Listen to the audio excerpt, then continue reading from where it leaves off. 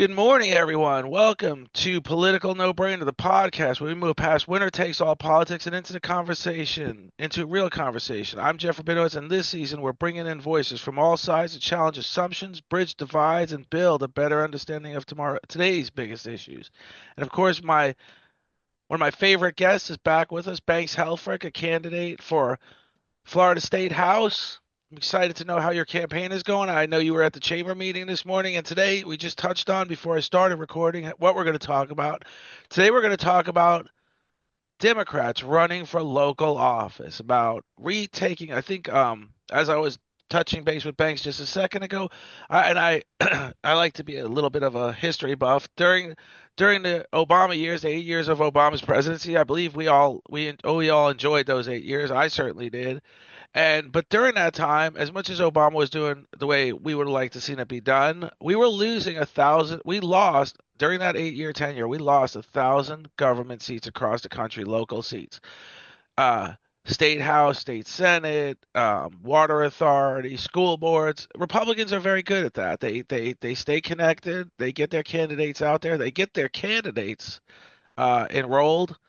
And I want to see us do more of that. That's something me and Banks have touched on briefly in in personal conversations. And today I just want to delve right into it. So Banks, how was your meeting at the chamber? How is your campaign going? Well, boy, that's a lot to unpack. Let's get started. So, so what do we have here? I am a Democrat, and I have been an NPA and I've been an independent in the past. I don't think I've ever been a Republican. I might have been a Repo. You know what? I don't think I have ever been a Republican. My dad is a Republican. My mom's a Democrat. So my house was and is what was divided. So let's talk about what's going on in the world, in the country, as far as seats and elections. Um, I know that as a Democrat, we have recently started a concerted effort to have a person in each race, every single race. Okay. And that is from dog catcher all the way up to president of the United States. And the higher you get, the more prevalent we have candidates in those seats. The lower we get, we don't have candidates in those seats. And I'm talking we as in Democrats.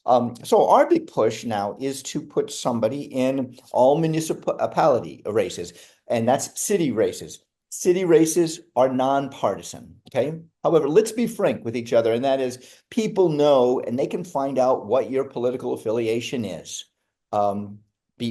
before you run, or even right now, I could look yours up, Jeff, and I could find out that you are a Democrat. And I know you're a Democrat because we've talked about it.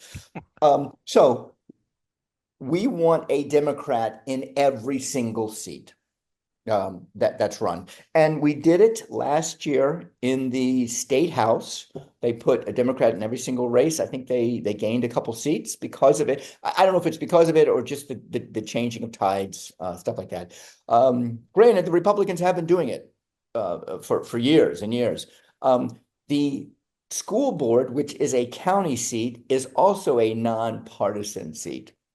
And it was on our ballot last year to make school board seats partisan. And it was voted down by the people. So right now, our goal as Democrats is to push people and get people in every single seat. In fact, even yourself, Jeff, I mean, have you thought about running for city government, county, not county government, city government, city council? I have. I've thought about running for the school board. Education is my passion. I have very much thought about it. That is, I think when I first ran for office, I made the mistake of being what I just talked about, concerned with the macro, not the micro. So I ran for the U.S. House of Representatives. That is a huge task. Oh my And it's gosh, yeah. certainly not for a new beginner. It's certainly not for somebody that's never done run for office before. So Mhm. I I do think about it. I also think about the reality of timing when my kids are a little older. I'm going to run for the board. But we do have a very popular I think the person I'd be running against is Matthews. I believe that's who. I don't know enough, and that's something I want to get to too. Is understanding what seat you're running for. How do you get to that? Because when I call even the election office, there's a lot of confusion on the map, and I'm not blaming them because there's a lot of confusion. And then you go through, you do a lot of the homework, and then you find out a lot of things have changed since you've done all the homework. And Right. so I don't know if we as Democrats need to create a better support system for candidates. Not just me. I could have used a support system. I could have used somebody telling me you're crazy to run for the U.S. House. It's too big. It's just too much for a first run. We didn't have that. So I created my own feeling that the founding fathers created the idea that the U.S. House of Representatives were supposed to be concerned citizens who brought their concerns, their community's concerns to the Washington D.C. Format, and then went home after 2 years. That's all changed. So again, I go back to it's just too big a task. The call me naive. I was naive in believing that it was still that. It is certainly not that. So yes, I have considered running to answer your question. I certainly have narrowed down what I want to run for. So it's definitely on the agenda. And but I do have to wait a little bit. Okay. So let's do this. Let's deconstruct what you just talked about. Bill Mathis is the Bill. school board member, I think, in your district, and you will know by looking at your voter card. You want to go through it right now? Do you have your voter card available? That I don't have it. All I right. All right. I do need So, a new one. I did get a new one, but I didn't put it in my wallet. I don't know where I put it, but all I right. know All where to right. So, vote. so more than likely, I think you are in the Bill Mathis. And let's talk about this real quick. Let's take you through the steps that you need to do. Bill Mathis is not running for reelection in 2026. Okay? He will not be running. So that is considered an open seat when there's no incumbent coming back to that seat. This is a nonpartisan race. Okay. So you can run for the race, you can run and you can more than likely, if it's an open race, you have more of a chance of winning, regardless, just because they don't have the incumbent power or the incumbent edge. So Bill Mathis is not running. It's open, so that's something that you can do. I can take you to the supervisor elections. This would be in Tiberias, and I could show you how to do it. I would sit down with an advisor who is paid for by the supervisor elections, and he will sit down and explain to you what you need to do in order to run for office. And I've done this in the past for a few candidates. Um, Now, he's been in there for 14 years. He's had enough. I spoke to him a couple weeks ago, and basically he said, I'm at the winner of my career, which I thought was a great way of putting like, hey, I've done everything I can. He was in there for 14 years. So your whole concept of running for Congress first. My belief is you start small, you keep it simple, stupid. It's called KISS. And this is something I learned in clown college when I went to clown college in Venice with Ringling Brothers Ballet College. Keep it simple, either stupid or keep it simple, silly. And the idea is to start very low, figure out what is going on, what kind of power you have, the learn as much as you can, and then take that to the next level. So I'll give you an example. In 2018, I ran for Lake County Soil Water Conservation District. I was unopposed, so I was given the job. I became chairman. I spent about 3.5 years as chairman working with the Soil and Water District, and then taking that and by learning from that to run for then state house. You live in a city. I do not. I live in a county. So to start at a city level is great. Then to go from well, you were on Lake County Soil Water Conservation Yeah, we were District. together. Yeah. So you started then. Still got Then my oh, you still got your badge. Oh, still got my perfect. badge. Keep it. It might be worth something someday. And then you can move up to city. You learn about the city, and then you move up to state if you want to, or county. And the county elections, it's called the oh my gosh, what's it called? Constitutional um elect constitutional positions, I think it's called. And those are property appraiser, tax collector, sheriff, supervisor of elections, and uh one more property appraiser, tax collector. Uh, uh, I think there might be just four of them. And those are, I think they're called constitutional uh, bodies.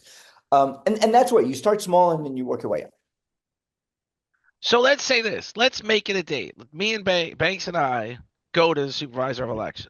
And Okay. the first question is, let me not make the same mistake over and over again, because that is the definition of crazy, expecting a different result. Is it too big a task to say my first real run will be for the school board? Is that too big a job? Okay, so that's a county. Okay. County. And for the county, you have basically 270,000 registered voters. I think that's the number. It's gone up a little bit. Maybe it's 280. So that is the pool of votes that the possible people that will be voting for you. Okay. Um, that's quite a bit. Okay. And let's take that number and let's bring it down a little lower. If you run for state house in this district, which is my district, there's basically 140,000 voters, possible Half. voters. Nearly Yeah. half. Now let's cut. Yeah, exactly. It is half because the number 26 district is the other half. So let's even make it smaller, and that is, let's make it city elections. So in Groveland, there are mainly 23,000 possible voters.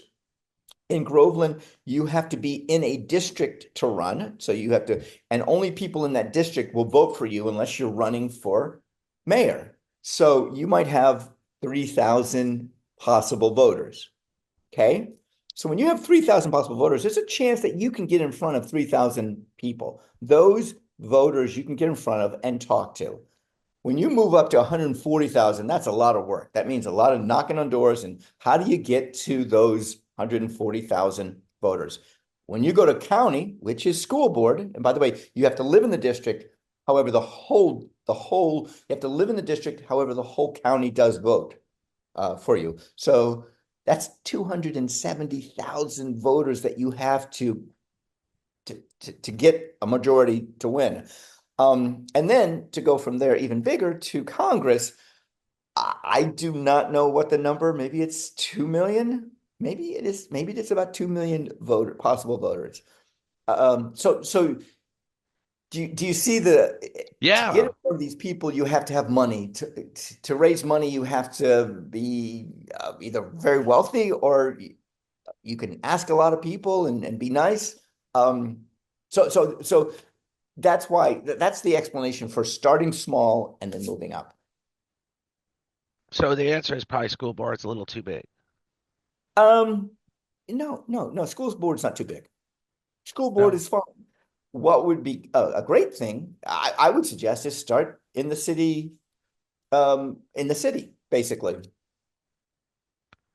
What's up for grabs in the city? All right. That's So there are two seats available for the city. Um, and I do not know the districts. Mike Radzik, he is one. He's been in the city for a while. And the other one is a trilogy, a woman named Judy Fike, and she's also running too. I don't know what your district is. I don't know if right. your district is available or not. If it's not, it's going to be 2 more years and then it will be available. So in Groveland, every year they have an election. So there's 5 seats. 2 of them run every 2 years. 3 of them run every 2 years after that, and it's only a 2-year term. So yeah, you may be up for a city position. But I mean, it's great that you're thinking about these things right now because I can then take you. We can carpool up, or we can meet up in Tavares. We can sit down probably with Alan Hayes. More than likely, we don't need to sit down with Alan Hayes. Alan will give you, once you run for office, he gives you a tour of the facility. He's like, this is where we get, these are the machines, this is where they're kept. This is, and he goes through everything. So you feel comfortable about the election because he has told you all the fail-safe measures that the votes are counted and it's a fair and free election. Um, More than likely, I would introduce you to, I used to know him as Travis. He was my first one. I know He worked, Travis. yeah, he works for Groveland now. Yeah. Yeah, yeah. He was the first guy I went to, and he helped me get on the ballot and all of my friends on the ballot too. So we'd go there, whoever the Travis is, and he would basically say, okay, fill out this form, and you can sit there and he'll help you fill it out. You have to fill it out. Then he'll say it's, this much money to put in. And some of them, there is a small amount of money. Some of them, it's signatures. Then he'll say, this is what you need to get for signatures. This is when you need it by, and you get all of that information. And then you put it into your computer, your scheduler, and you make sure that you abide by that. I'm running for a state office, so everything is done through Tallahassee. So I have to get my signatures sent into the Lake County Supervisor of Elections. They count them, and then they let the state know, hey, Banks has hit his quota, 1,400 or whatever. And then there are lots of little hurdles. So people that are serious about it run. Now, granted, city elections, you don't have to jump through as many hoops. They make it easier for people to get on the board or to just run. I think you need 25 signatures, and you might even need them just in your neighborhood. Then you pay, I think, maybe a $25 fee. I'm not sure what it is in the city, but it's minimal. And you start micro, and then you work your way up. Hey, I did well. I won. I've served the people. The people seem to like me. I'm going to run for county. They like me. I'm going to run for state. Guess what? And this is what happens. They just work their way up. Now, to get the Democrats in all these seats, the first thing they need, do you know the first thing they need? The petitions. They need to have somebody, Democrats need to have somebody that wants to run. Right. We need people to run. And We need we haven't had enough people run in a lot of. That's right. That's right. Which brings me to why I ran. In 2016, I moved to Claremont. I moved to where I live now, which is 7 acres, farmland out in the country. And I realized I want to run. I don't want to run for anything. I want to find out more about this area. And the first thing I found out was 63 of 120 state representatives, these are state representatives, 63 were unopposed in the general election. Unopposed. Over half of them were given the jobs. Most of them, and this is a red state, most of them were Republicans, so they just were given the job. They were there. They showed up. So what they did last year was that the Democrats came out and said, we're going to have somebody in every single race. Okay. North Carolina tried it like 4 years ago and had some success with it. They saw the number of Democrats winning increase. So now we are going to have somebody in every single race from dog catcher all the way up. And most of the places that we need them in are at the local elections, cities and counties. So that's our agenda for the next year. And it's great that we're talking about this because you're talking about it, which means you're thinking about it. And if you're thinking about it, that's the first thing. The second thing is if you're talking about it, and now other people are going to hear about it, and it's going to hopefully encourage you to want to run. I'd love for you to run for Bill Mathis's position. Well, I love the idea of it all because, it's always on my mind. It's literally, I think if something's really on your mind, you're going to be really good at it. I could tell my kids, find something you love and give it your all. It's all really the only advice I've ever given them, really, other than and And now that I know that Bill Mathis isn't running, because it's like you said, you're running against an incumbent like Bill Mathis, who has basically never done anything wrong in 14 years on the job. There's no reason to replace him. So you're running against, first of all, like you said, it's a huge task, and then you're running against a guy that's literally given his all. Whether I agree with his policies or not, he's given his all. He's a businessman. He could have just laid back 10 years ago and run his business or let somebody else run it for him. And so why would anybody vote for anybody other than him? Or sure, you're going to get your friends and family to vote for you, but really, what are you going to show up with at the end of the race? Okay, well, let's take that apart, okay? Because you have a lot of assumptions in there, okay? Do something you love. That's what you tell your kids. Do something you love to do and do it, okay? So I'm going to ask you, would you love to represent and be the government servant in school board for your district? Would you love to do that? Yeah, absolutely. Everything I do, even this, the podcast revolves around. I just had a great podcast with the wild horse rescue lady, and we talked about the education piece of it all. And Okay, that was, so why do you love it? Why do you want to do that? you know, That's a question that people are going to ask you when you're running. I think my story's always been the simplest one of all. Is when I was a kid, I couldn't read, and the teachers basically told my mom and dad he'll never be able to read. He's very dyslexic. Then my dad said, "I'll teach him to read if you're not going to do anything about it," and he did. So I felt like the education system failed me, and I feel like routinely it fails a lot of kids. They have the they have the saying, "No kids left behind." I feel like we leave 80% of kids behind. I mean, I think we're at that rate now. Okay. So your dad stepped up and he taught you, right? Right, Right. but Right. not everybody So has a dad that'll do that. right. So a community came to your aid, correct? And this community, you know, you might have been failed in the school, but your dad stepped in and took over the responsibility and made sure that you are doing a podcast now and you can read. I believe in it, community involvement. The whole thing about it takes a village, it does take a village.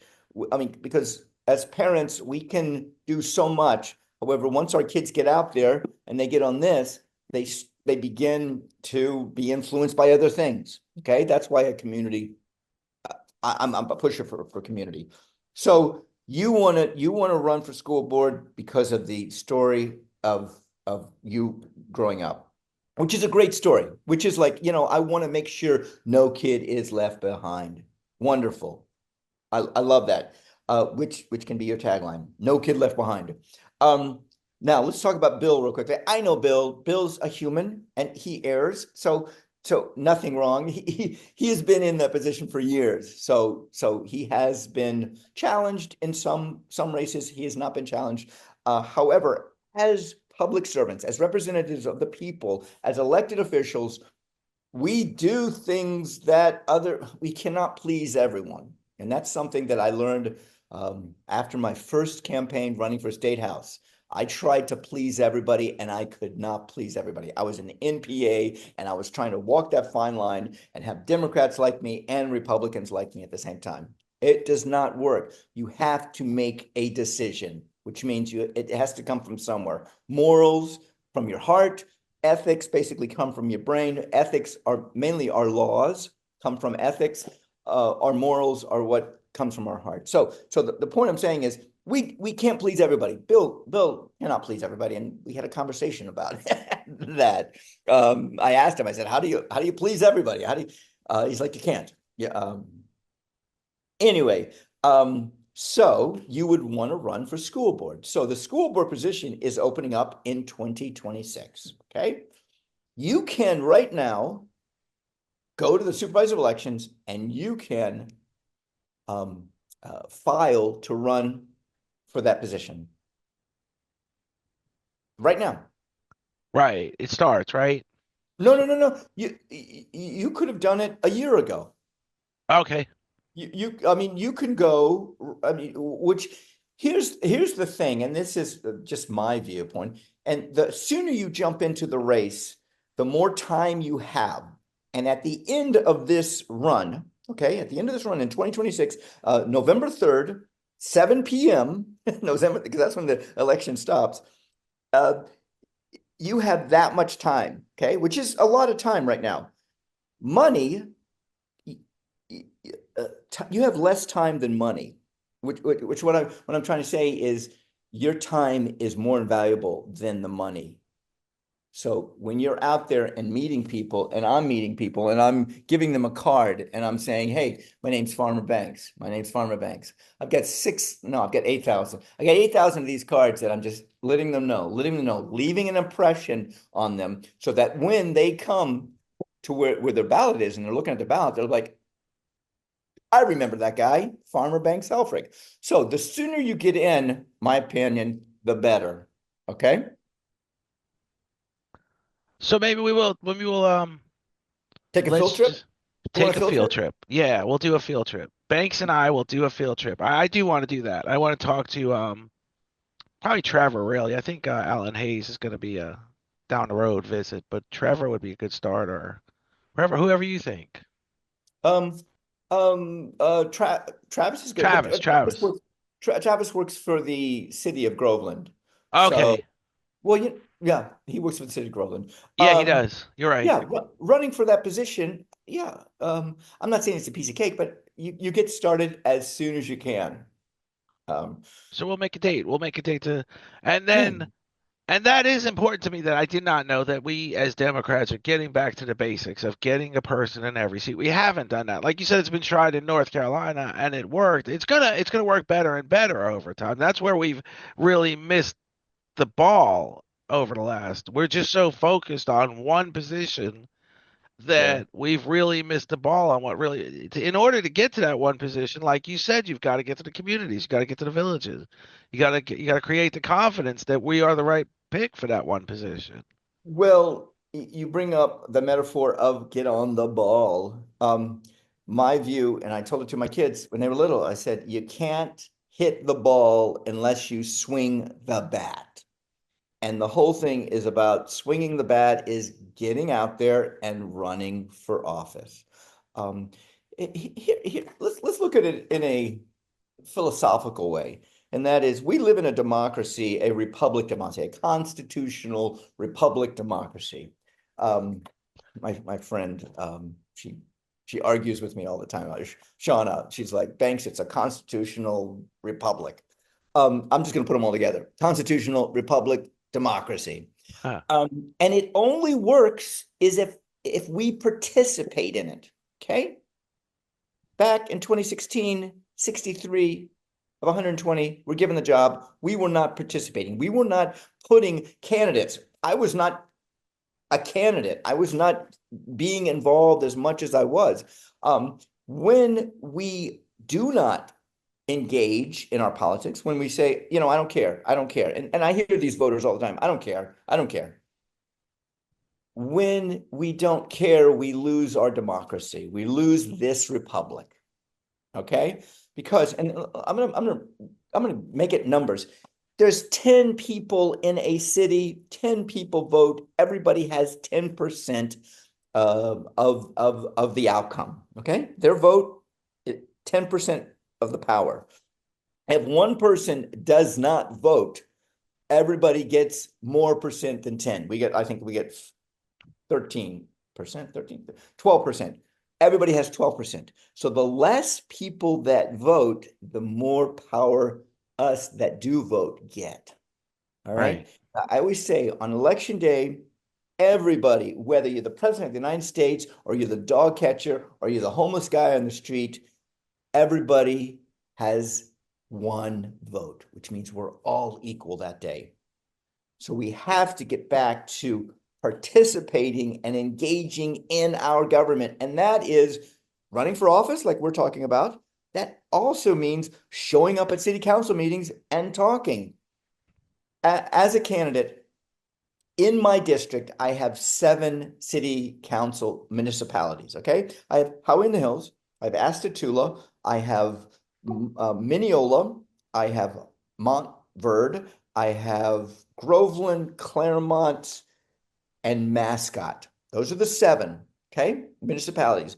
I have a school board, which is for the whole county, which encompasses half of my district.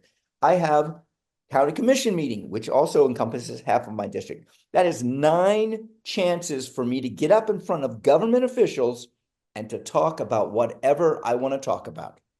I get 3 minutes. It could be a commercial. It could be anything. This past month, I talked about trust. I think we talked about it last time. I talked about how we need to trust each other. And the way we have trust is by building, the building blocks for trust are kindness, decency, and civility. If you're civil with somebody, if you're kind with somebody, that builds trust to the point where then they trust you. Okay. This month, I'm talking about compromise. I'm talking about compromise came from our forefathers coming together and creating the preamble to the Constitution along with the Constitution. And they did it by compromising. Nowadays, compromise is a bad word. Oh my gosh, you compromise, you cross the aisle, you work with the other side. They did it at the beginning. So anyway, the point I'm trying to make is that we have a chance, you have a chance as a candidate to get up in front of people and to talk and to engage them, to show up at the county commission meetings, the school board meetings, and all the municipalities and meet these people. Now there's 14, I think there's 14 municipalities in this county. If you're running for school board, guess what you can do? You can go to all 14 of them because they're all going to be voting for you or your opponent. They'll see your name on the ballot. So my thing is engage the people and get engaged in the process.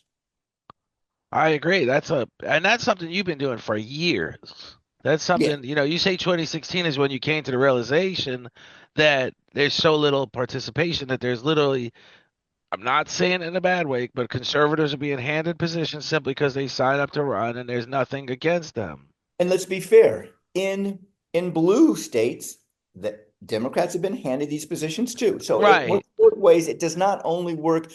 We're in Florida, and it has worked to the advantage of the Republicans. But I've always seen the engagement as being more vigorous on the red for the red. I do feel like somebody questioned me about the amount of voters that are turning out. And I said, a lot of it has to do with a particular person. There's a new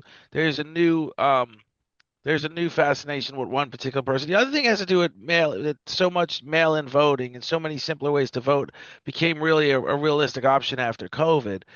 But prior to COVID, you really knew that conservatives were going to show up to the polling booths. You couldn't be so sure liberals would show up to the polling booth. I always think like the passion is more on the red side.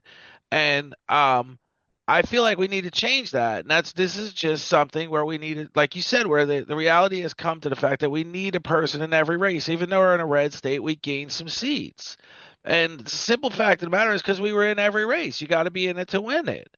And that Right. momentum can grow. Why was it that in this red state there was a conservative in every seat, but simply not a liberal in every seat? It doesn't change the fact that if you're going to win or lose, you run.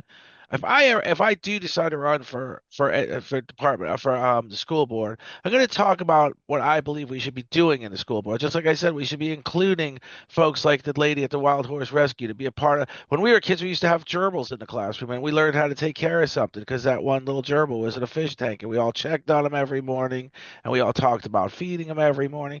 Well, there's this lady with this incredible facility in Webster, and she is a part of the education system. She educates often. We need to incorporate all that.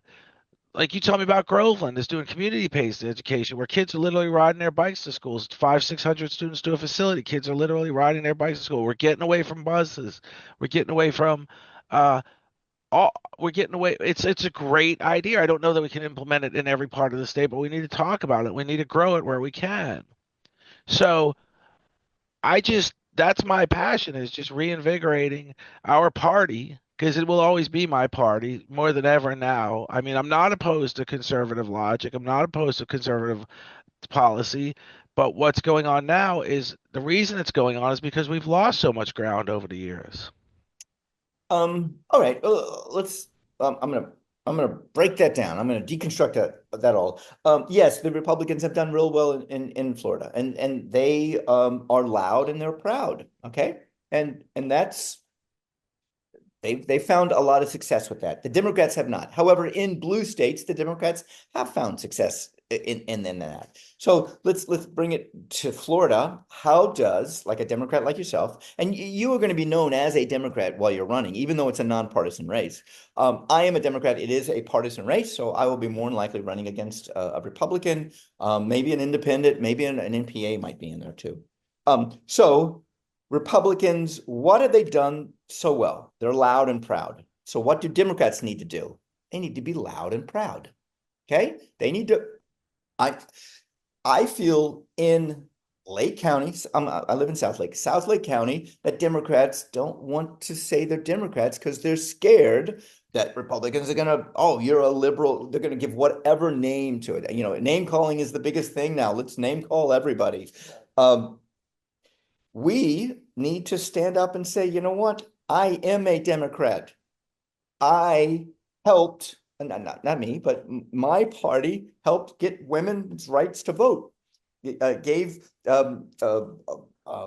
people of color a chance to vote. Got away with not got away, but eliminated the Jim Crow laws. I mean, we have to talk about what we stand for.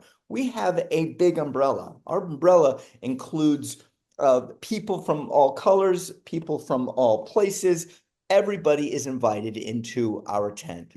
People who do not speak our language. We are supportive of immigrants. I feel that we have some humility. We have compassion, and that's what we need to do. Is we need to show we are compassionate about humans.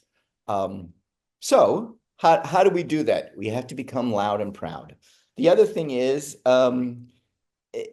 depending on where you are, here, New York's got more, blue will come out there. Red will come out here. The last election, basically 92% of the eligible voters in Lake County came out and voted, which was crazy. I don't think we've ever hit that number before. 92%. That's That's amazing. huge. That's huge. In fact, I think the Republicans and the Democrats had about the same amount. The ones that brought them down were the independents and the NPAs. You talk about this. The Republicans have this passion, this passion. The way I treat Republicans, what I'm doing right now is I'm getting my signatures to be on the ballot, and it says they're Democrat. And more than likely, if they're a Republican, they'll say, I can't sign this. I'm a Republican. And I go, no. That's my name. That's the position I'm running for. And I'm running as a Democrat. So you can. And there have been some people say, no, I don't want to sign this because I don't want a Democrat on the ballot. And I understand that. This is America. Fine. If you don't want to help me get on the ballot, that's quite right.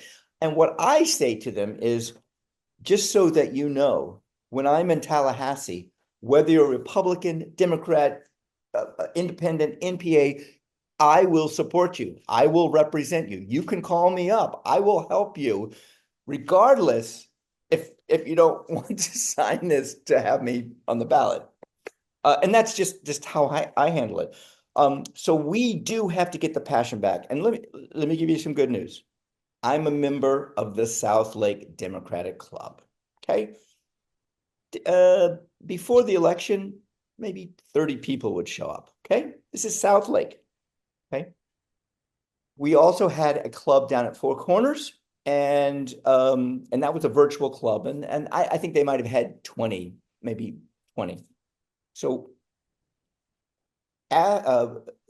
during this last election, I joined, they have invited me as an NPA and an independent to speak to them, which I was very thankful for.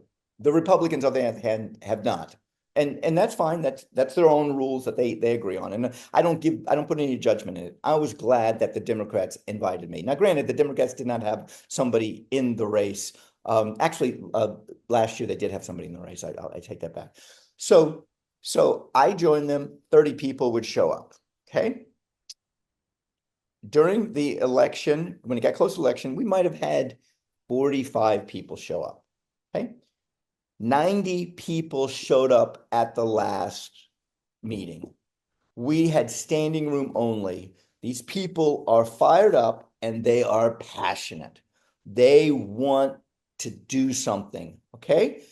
What I tell them, and basically I get a chance to stand up and talk about my candidacy. I'm like, all right, stop a moment. Let's breathe together. Everybody in and out. And I told them we need to take this anger that we have, this angst that we have, and we need to funnel it towards organizing. Okay. So what have we done?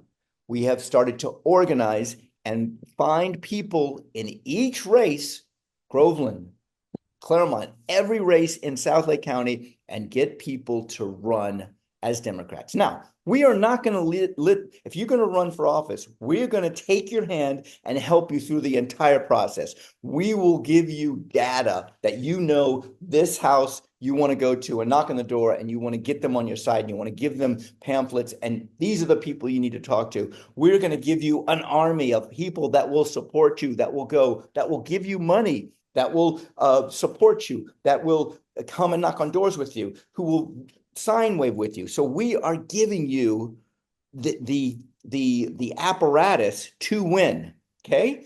Now, granted, when it comes down to it, it's your name on that ballot. So that there is, as a candidate, there are things that you need to do.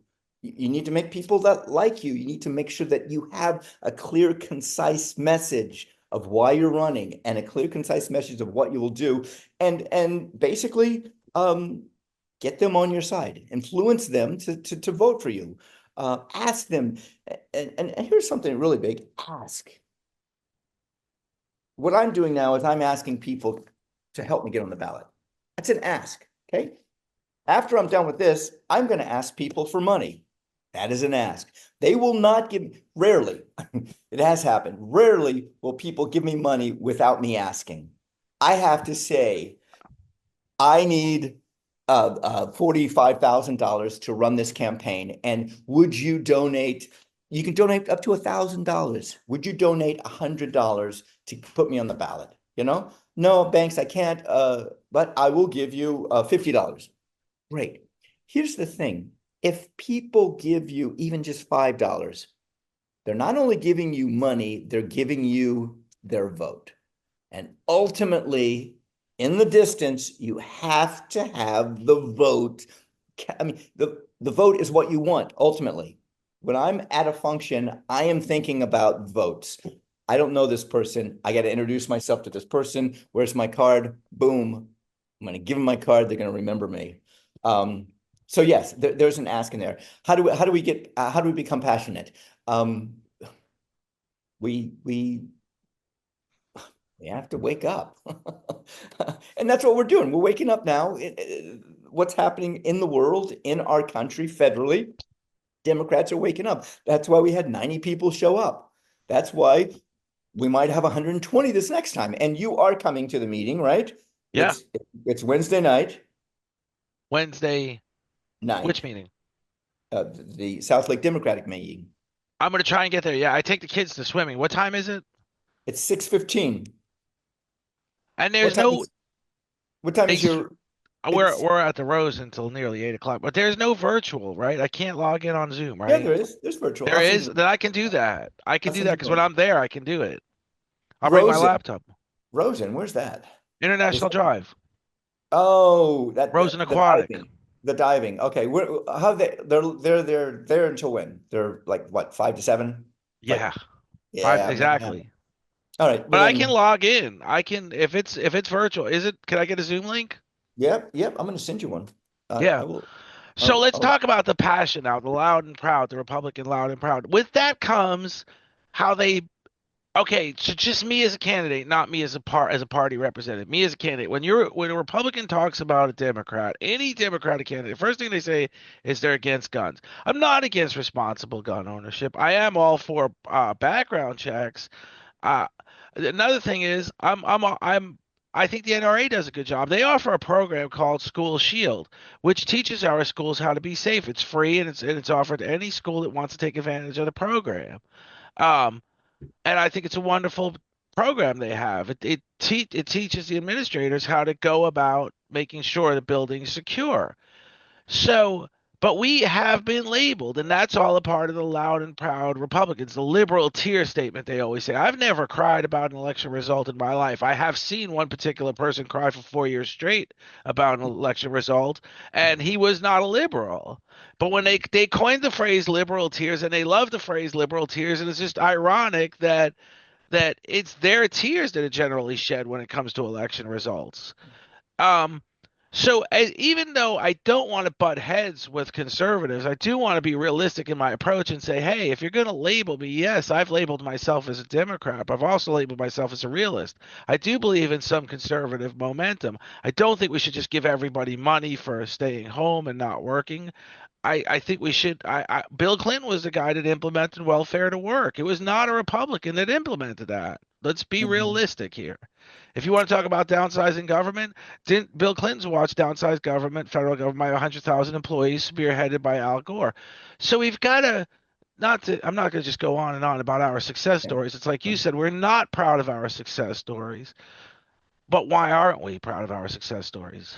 Okay. So let's I'm gonna start with guns. And you're right. When people say, "Oh, you're a Democrat, you're against guns," we're not. We're not against guns. I mean, I have not met any person ever who is an American that is supportive of um, uh, mass shootings in schools. Okay, I've never met one person. Okay, every person, every American is against mass shootings, and Right. that is where we can begin together as Democrats, as Republicans. We don't want that happening. I don't want, God forbid, you just do not want that. Okay, that is terrible. It's horrible. Um, so what we want, I mean, and I've had this. Hey, are you going to take my guns away? You're a Democrat. You're going to take my guns away? No, I have no inclination to take your guns away. What I push is gun safety, and the NRA pushes gun safety. There, the Groveland City, Groveland Police Department has classes in gun safety. And these are free classes. You have to be there, I think, all day. You learn about the guns, you learn about the everything, you learn about how to keep them safe. That whole thing. I am supportive of that. So this whole thing about, oh, Democrats want to take them away, it's fallacy. Let's talk about the liberal and conservative. Okay, so this term where people throw out, oh, you're a liberal. Okay, uh, liberal comes from liberties. Liberties are your freedoms and liberties. Um, so it's a derogatory word used by the other side to demean or put down uh, uh, Democrats. So what do I do? I don't I don't tell people I'm a liberal. Um, I don't use that word because I think most people that ask me, "Are you a liberal?" don't understand the true meaning of liberal. Okay, so I don't use liberal. I don't use conservative either. I don't say I'm a conservative. Um, First and foremost, when people come to sign this and they go, "Oh, you're a Democrat," I always say, "No. First and foremost, I am an American." And that is the boat that we're all in. Okay. We have to get back to the basics of saying we're all American. We differ. So we have these two parties and we don't have to fight all the time because the answer, the solution is not a right or a left. The solution is when we come together. And this is the compromise piece that I just wrote, which is coming out in the paper on Wednesday. And it's about compromise is the glue that our Constitution. Here you go. You ready? It's the ink that our Constitution was written with. We have to come back to getting together. So, conservative, liberal. I don't like to make it easy for people to just like jump at it. So when I say I'm an American first, they're more apt to breathe and to relax. Then I say I'm a Democrat. I identify as a Democrat. Why do you define as a Democrat? I believe in freedoms for everyone. not to take them away, to give them, to Yeah. allow government that is based on freedoms, because our forefathers, they were coming from authoritarian countries, and they were like, we want to worship whoever we want to worship. We don't want to be told who to worship. And they were persecuted there.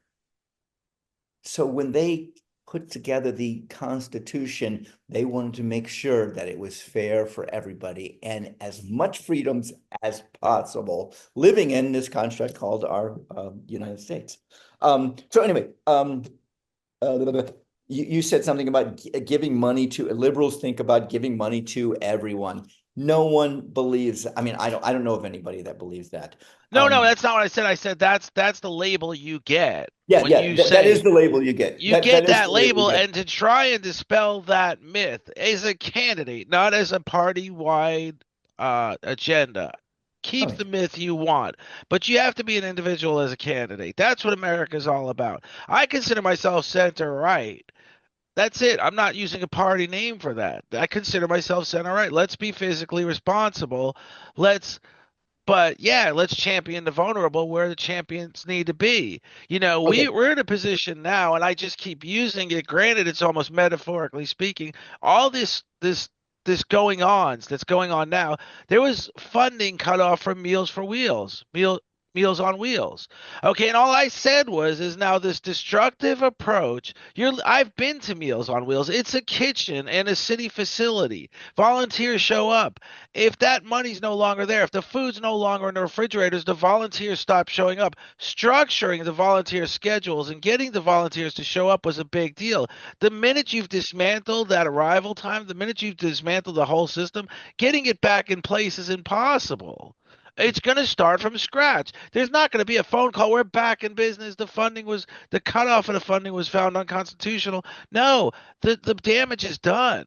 You've now got to regroup in a big way. And the outcome is that people with possibly Alzheimer's who are living alone that don't know if they're eating or not, that food stops showing up. It stops showing up. And they may very well die. So now you're getting into a singular problem. I don't know who has Alzheimer's in Lake County. All I know is the bulk of Meals on Wheels food stopped showing up, and the consequences are enormous. And that's the micro. You can say all you want about we've found billions of dollars in waste. I don't care. I do care that we're wasting money. I do care also about the person that may die of starvation in their apartment alone and not be found for 2 weeks after the fact. I'm concerned about that just as much as I'm concerned about the alleged billions of dollars in waste that's been found. And actually, we're starting to understand and starting to unravel and starting to pull the curtain back. And they haven't found much of anything as far as they talked about an $8 billion contract. They eliminated for ICE, and they're like, ICE's whole budget's $8 billion. You've eliminated an $8 million contract, and with the cancellation fees, you've saved nothing. So, uh, Okay. So let's. I wanted to talk. Let's talk about issues real quickly. And I'm going back to we'll the carry liberal. on because I went off on a tangent. You talk Yeah. about That's I'm gonna get back to that.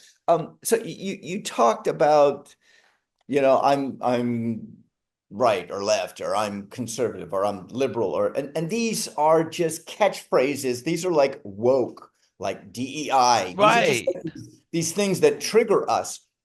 And if and since I've been running, I have found out that when I sit and talk across from someone, and I don't know if they're Democrat or Republican, usually I can tell pretty quickly by what they support. I don't know exactly. However, I do not know exactly. If we sit and we talk about the issues, and I say to them, what do you think the solution is? Okay. Most of the time they don't have a solution. So they're open to solutions. And when I give them a solution, and we spoke about insurance, home insurance, I have a solution. When I talk to them about the solution, they then were like, I believe that. Yes, if you can do that. Yes. Now, they don't know that I'm a Democrat. I don't know if they're a Republican or not. We agree on an issue. Okay. So then we can take that bond, that relationship of that issue of agreeing on it, and we can build that to, all right, how about a woman's right to choose what she wants to do with her own body? Do you believe in regulation of the human body? No, I don't believe in any regulation. All right, women are regulated. Their bodies are regulated now. How can we then? I mean, I'm just drawing regulation to a woman who does not sometimes have a choice after 6 weeks in the state of Florida, and they'll agree on that. More than likely, we agree on about 80% of the solutions that I talk to these people. People don't want development, excessive development. No, I have a solution to make sure that doesn't happen. People don't want higher insurance costs for their home. I have a solution for that. People don't want a higher grocery prices, and I have solutions for that. So we have to get to the issue, talk about the issue instead of going, you're liberal, you're conservative, you're bleeding heart, you're a crybaby, you're whatever. These things do not help at all. They They distract. don't. But I They really do believe distract. conservatives use it more to their advantage than we do. They've made a skill out of labeling, and those labels are the ones you just. I laugh at the labels, but those are the labels. You laugh at them because that's a soundbite. You can just crybaby, crybaby, crybaby. Here's something that came up to me. Um, hang on. Let's go back to with this whole thing about cutting Medicaid, cutting Meals on Wheels, cutting social programs. Okay, let's look at this. If those programs are cut, okay, so billions of dollars are saved. Those programs are servicing Americans, some Americans, a group of Americans. And if they're not getting their food from Meals on Wheels, which is a program of Medicaid, because it's been cut, those mouths still have to be fed. So the issue is, how do we feed them? Okay. And there are churches, Love Groveland is one of them. Every Tuesday night, they give away, I don't know, 200 pounds of food. I don't know. I help them distribute the food. I take out a cart, give them to the people, put it in their trunks, have them go talk to them.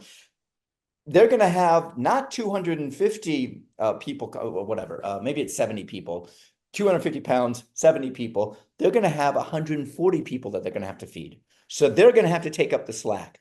Okay.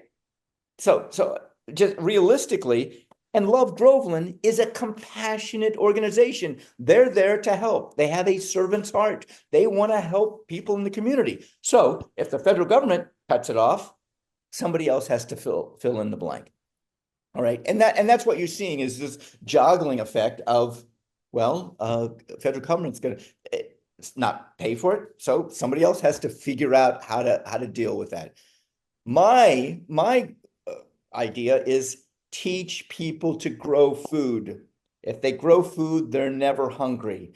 If they grow food that decreases their grocery bill, which means they can afford to pay for electricity or whatever thing that they might have. Now, you're talking, and this is compassion. This is what we're talking about. We're talking about how do we help? And the government, I feel, needs to be compassionate because we're individuals. Individuals make up a government, and those people in government are compassionate. They do care about citizens. They do care about somebody going hungry. And I feel I see the compassion in the Democrats more than I do see in the Republicans. There is a thirst for money rather than a thirst to serve in I in com I in the right. completely agree. And one of the things that's concerning to me is the fact that, yeah, there is a way, just like you said, to convert the government momentum to the independent momentum, to the charitable momentum. But what's happened now is they've cut off the government momentum, and the charitable momentum is going to take years to catch up. And the community momentum, charitable momentum, individual momentum, however you want to call it, is going to take years to go. There was a way to do this correctly, transitionally, step by step, move away from certain things inch by inch. They just went in, executive ordered 100 things, eliminated them, and now you've got a real void that cannot be filled in a short period of time. And when it comes to food insecurity needs to be fixed in a short period of time because otherwise you have starvation. Well, we have 40 days before we end up dying of starvation, roughly 40 Right. days. And So we got you've got 50 years of policy since the New Deal that's been eliminated, and it's going to take a lot more than 40 days to find a replacement factor. And Right. it's concerning. So that's not a liberal tier. It's a personal concern of mine. Well, we need to get back to compassion, okay? Government's job is to service its citizens, okay? And if we're not servicing the citizens, then we need to get out of the government business, Or okay? if there is that feeling of libertarianism that says we want government out of our life altogether, if that feeling prevails, there still needs to be done in a step by step where the replacement is there. If we're not going to have government uh, bring back compassion, what is there? Are we going to do it through education? Are we going to do it through churches? Are we going to do it through private organizations that aren't religious based Okay, okay, organizations? okay. And we didn't have Nick on for as libertarian Nick, our friend Nick. We We need did to not get him have him back. We on. need to figure that out. However, if somebody wants to be a libertarian and remove themselves from the constructs of government, they can do that. I mean, our government will allow you to go out and live wherever you want to live, and as long as it's not your primary residency, you can get your own solar, and you can drill your own well, and you can do all the stuff, and you don't have to. I mean, you do have to pay for taxes and stuff like that. And that is an issue. The point is, we live in a society, and the society is built upon us working together. And we have laws and rules and roads and lights and clean air and clean water, and these things for which government and civilization has brought to us. We don't think twice about turning on the water and drinking it, because we know it's clean, because the There. government has regulated water to make sure that we're taken care of. These things uh, we need as a society to thrive, for you to go and work and make money and buy a car and do things like that. Um, However, I want to come back to something else, because we're running out of time. Yeah, And this is something that I talked about this week, and it was ethics and morals. Okay. And do you know what ethics are? absolutely. And Okay. morals. Okay. So ethics come from ethos, which means our rules and regulations and our laws. Okay. And it comes from here. We think, oh my God, uh, in a neighborhood, 35 mile an hour is the best to drive. And that's the law. That's the ethics that we're gonna go at 25, 35 miles an hour. Morals are coming from your heart. Okay. And I believe the government, to stay out of moral legislating morality. Morality is what you have in your heart.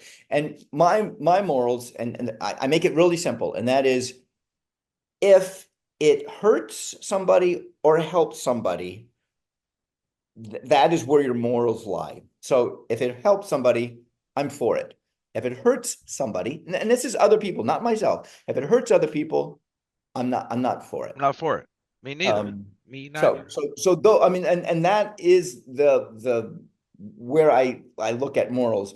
Um, and in our country, we have the ethics, and then we have government attempting to uh, legislate morality. And I don't believe in legislating morality. And that might be a whole nother talk altogether. It will be another talk because, like you said, I feel like we've committed to one another. We keep it to about an hour and 15 minutes, and we have incredible conversations. But go on, because I don't want to. If we get into legislating morality, that's a whole nother topic. Is the only reason I brought that because that is an issue.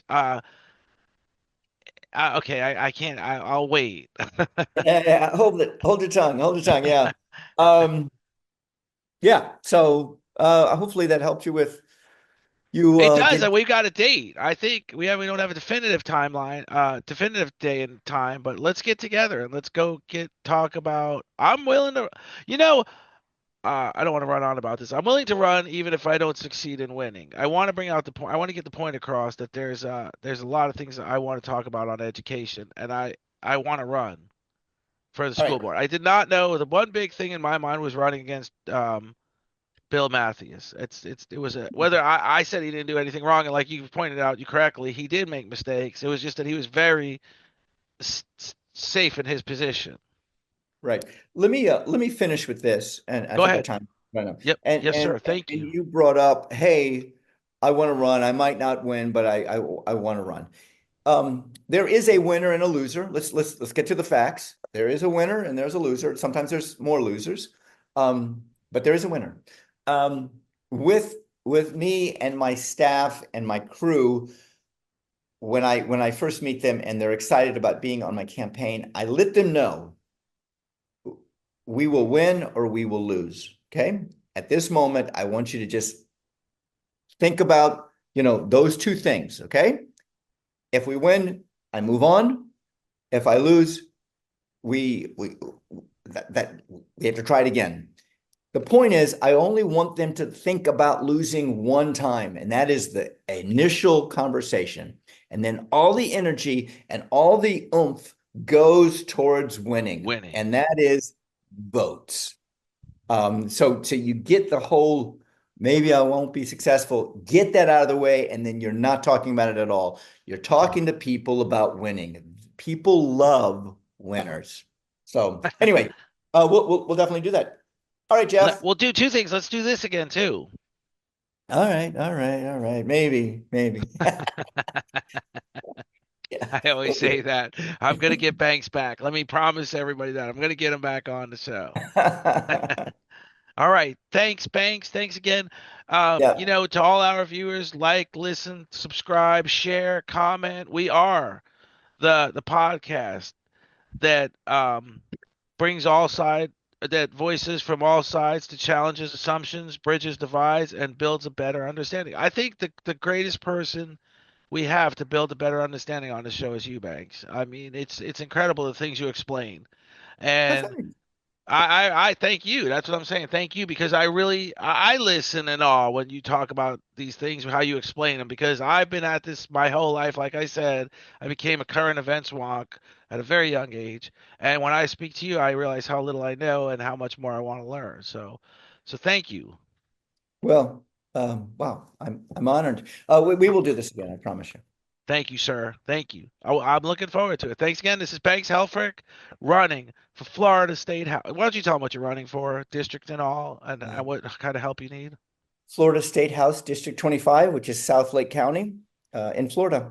Um, Farmer Banks for Florida House, from seed to solution. And you need signatures. What do you need? You Yeah, need. need only people in my district. Only people in my district. And if you can see back behind me, where one of these cubbies. Oh, yeah, you can't see it. One of these cubbies has a big stack of You're signed getting there. signatures. You're I'm getting getting there. there. I need the whole little cubby filled up. So I'm about a third up. You'll So, get there, Banks. I got two for you this week when we get together on Wednesday. all right, perfect. Thanks, Banks. Yep. Yep. Talk to you soon. Thank you.